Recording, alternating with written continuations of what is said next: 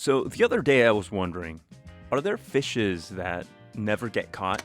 Fishes that know that bait is way too good to be true, and if that they take it, they'll end up, well, getting hooked? Because for most fishes, a delicious worm seems way too enticing to pass up, even if later it means death, if it means getting unalived.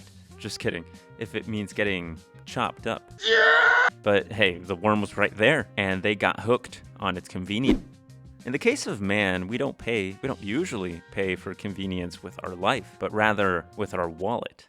Now, at this point, I think most of us have heard of rug pulls before. The concept of a rug pull, which is, in general terms, getting a ton of people to invest, let's say into a crypto asset that will definitely become the next big thing, except it doesn't. And the creators of the scheme end up running away with the money. Rug pulls can be illegal, which on its own already sounds nuts. Like, what do you mean can be illegal? Yeah, very poorly regulated, and a lot of people have gotten away with it. Along those lines, we also find the Kickstarter scam, which is a rug pull of sorts. We all know Kickstarter, a massive crowdfunding platform. Sell people on some crazy idea, get people to invest on that crazy idea, and never deliver. Just run away with that money. And I think it's pretty easy to call these out for what they are. Scams. And not have anyone disagree except probably the scammers. So really quick rant on that, hot take, if you will. I personally dislike the idea that when someone gets rug pulled, like last year with the Hawk Tuah coin, the general reaction of a lot of people is, those people deserved to get scammed. I don't like the argument of people who fall for traps and scams deserve it. Just because you wouldn't fall for a crypto scam doesn't mean you're impervious to all types of scams. I mean, maybe you are, but generally if something can be designed to maliciously coerce or deceive someone out of their money, then it should be regulated. On the other hand, regulation means less freedom, but if everything was legal and unregulated and free, but you fell for something that scammed or kill you, then what? It's on you? I guess this is part of a greater debate, being in a Wild West free-for-all versus being in an ordered, safe, quote-unquote, surveillance state where everything is regulated. Topic for another day. But back to the point, rug pulls, crypto rug pulls, Kickstarter scams. What does this have to do with AI or fish? There's this concept, which I like to call, in a very critical way, the corporate rug pull. The corporate rug pull is a newer business model in tech, where a company provides an innovative product or service or product as a service, and at first it seems way too good to be true. Like, it's a great product, great service. In reality, it's too good to be sustainable. This good product or service is just good for now, and the company is actually losing a ton of money. So this is a phase, and this phase has a name. It's the subsidizing phase. So it's not a problem to lose money so long as the product or service is so good that it generates a massive user base. It almost gets to the point where new users get paid to not use the competition. Like, not really, but almost. The point is to beat the competition just by having more money than them. It's like, you can't sustain your business because you can't bear to lose as much money as I, the giant corporation, can. And then once you're really hooked, alongside a ton of people, the company decides it needs to make money. Now, I'm not saying that they shouldn't make money. Obviously, it's not a charity. But the problem is that the changes these companies make in order to actually make money oftentimes shattered the illusion or the standout factor that the original product or service provided in the first place. It makes the experience worse, or it costs more, and it's no longer a better or affordable alternative. It's just the only option because it outspent the competition out of existence. Oftentimes, it's both a worse experience and a pricier one.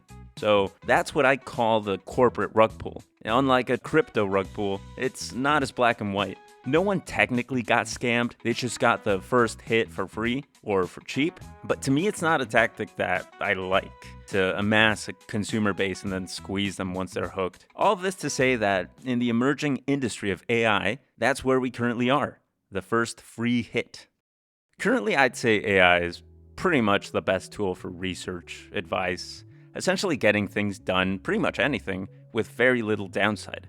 There's a ton of free options, and currently the paid tier is almost not even worth it, because the free version is good enough for most people. There are stories like this Reddit user and his experience with a jaw-clicking issue. Basically, he typed out what he felt to ChatGPT, and it fixed it in 60 seconds after years of professionals not being able to. More and more people are finding tons of utility with AI, and incorporating it into their work, their lives, their hobbies, in a way that makes them more and more dependent on it. Like a lot of people, I'm pretty much hooked on AI at this point.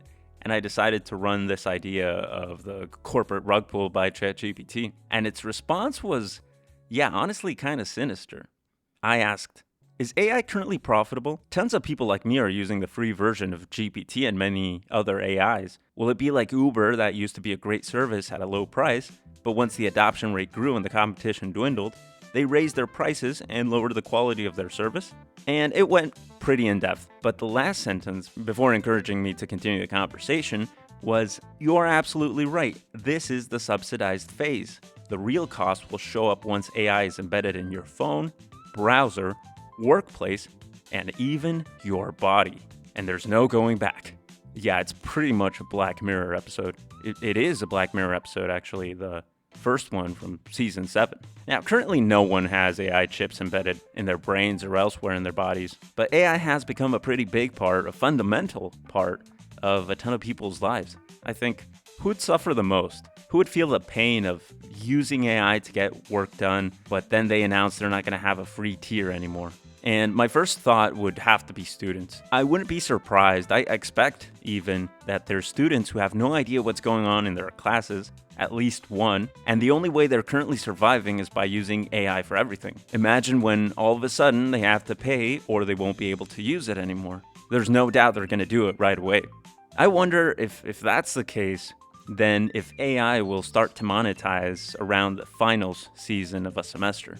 And the thing is, it's not like all AI companies will start monetizing at the same time, right? But I'm pretty sure it'll be just like when Samsung would mock Apple for getting rid of the headphone jack, only to get rid of it themselves the next year. AI companies will mock others for not being free, not having a free tier, and a ton of people will migrate to the free services, only to face another paywall just a couple months in. And thinking about it, a paid service, a subscription-based service, doesn't sound like the worst thing ever.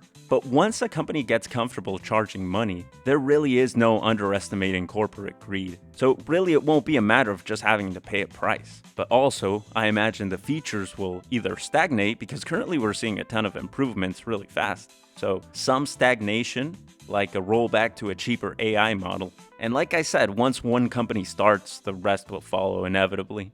The problem with monetizing AI is that beyond a paid service, which I don't have much of a problem with, there's also more, in my opinion, heinous ways of making money. Ads. And I really hate ads. Ads have always been the quick and dirty way of monetizing pretty much anything. Whether it's an annoying banner in a mobile game, or an even more annoying full-screen ad, an ad in the shape of an Instagram post or reel, they all suck. And we're dealing with AI here. So the ads will be based on your interactions, and I think it's an extra layer of pain when the ads are related to your interests. So AI will pretty much psychoanalyze you in a way that its ads will be beyond targeted. Owners of Samsung phones will soon have the option to display lock screen ads featuring AI-generated versions of themselves wearing the advertised products. I think back to that story about the jaw clicking issue. Imagine once ChatGPT starts cutting corners, it'll instead refer you to ads. Like, I wouldn't be surprised if instead of actually helping you, it would say, as an AI model, I am not qualified for such and such. And then you get an ad for some medication instead, or I guess equally bad, having to pay extra for the health and fitness add-on. I really hope I'm not giving them any ideas here. Imagine AI morphing into the Adobe suite.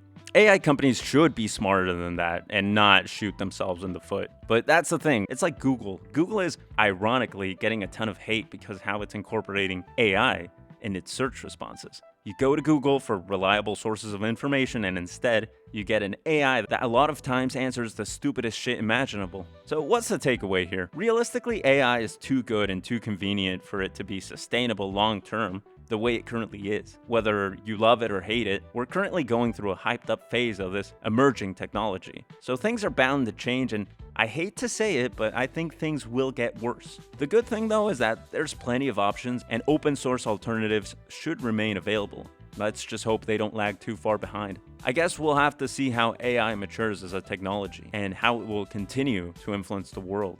But most importantly, how things will change once AI starts to monetize.